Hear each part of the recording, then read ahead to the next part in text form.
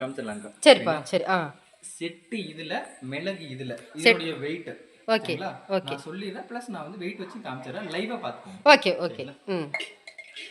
வெந்தயம் வந்து பார்த்தீங்கன்னா இது வெந்தயம்.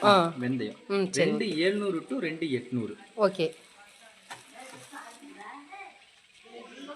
வெந்தயம் வந்து 2 கிலோ 787 8.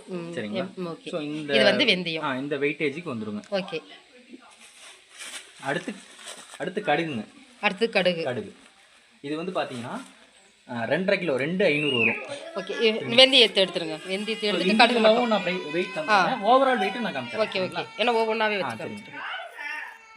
இது வந்து பார்த்தீங்கன்னா கடுகு உங்களுக்கு 2500 வந்துருங்க. கேரண்டியாக வந்துடும். ஓகே.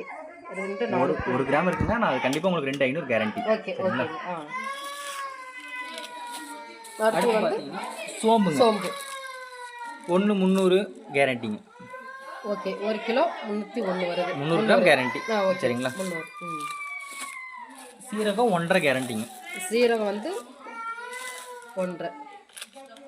ஓகே. இல்லைங்களா? 1.5 கிலோ கேரண்டியாக உங்களுக்கு வந்துடும். Okay okay. இது என்ன பார்க்குறீங்களோ அதோட சேர்த்தி தான் வருமே தவிர இந்த 1 கிலோ 400 450 அந்த மாதிரிலாம் வராதுங்க. சரி சரி. அடுத்தது மிளகு எவ்வளோ வருது? மிளகு 1/4 கிலோ. மிளகு வந்து 1/4 கிலோ. 1/4 கிலோ செட்டுக்கு 1/4 கிலோ. இதில் போட்டால்